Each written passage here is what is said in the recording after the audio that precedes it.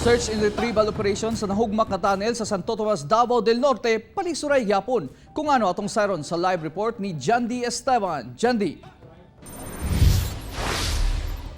Yes, Real, tungod sa pag-ulan, mihumok ang yuta, hinungdan nga naglisod ang retrieval team. Samtang mga barangay officials sa barangay Kinamayan, posible kunong manubag tungod wala matud pa nila mabantayi ang pagkalot sa mong tunnel sa ilahang area.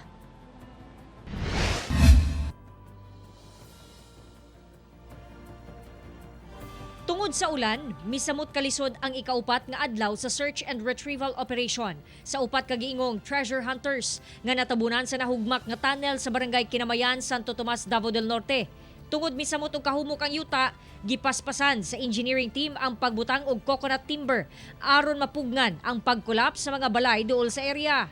Dili man ipadayon tong excavation kung dili ma-strengthen ang excavation area kay para ma-salvage po ang ubang properties dool dito sa perimeter site sa tunnel o dili po makakos pa og kanang damages ba sa ubang lumulupyo dito sa Purok 1 Kinamayan.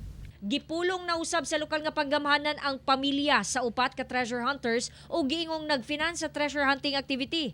Per day kuno ang bayad sa mga mikalot sa tunnel ug dunay sabot nga 60-40 nga bahin kung makuha na kuno ang treasure. Katong mga bata, they were paid 250 a day. Or kung dili man cash, in kind. Lakip sa gipaimbestigahan ang barangay officials tungod wala mabantayi nga duna day ay gakalot og tunnel sa ilahang area. This is all form part also of our assumption ba na there is a neglect of duty on the part of these officials. Dapat adto sa barangay level, na-actually closely monitoring ato given the fact ba na during inspection, kabalo man jud sila now, it is still open. And then wala doon siya pod na tabunan. Depensa sa kapitan, ikapila na nila gipatawag ang pamilyang Castañares nga maoy giingong nag-finance sa operasyon. Pero ang issue nga mga istorya na ma'am sa katong ipangutana sa complainant nga nag-repair og balay sa isa ka balay, ang pikas na pudang anong naikuan, nagbuhat og tiles, nya kadugayan, nagtingon nga kanang magbuhat og septic tank.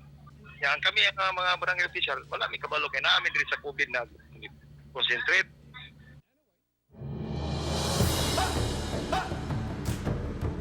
sa karon padayon gihapon ang investigasyon o gipanganti sa otoridad nga duna gayoy manubag sa insidente. Real. Daghang salamat, Jandy Esteban.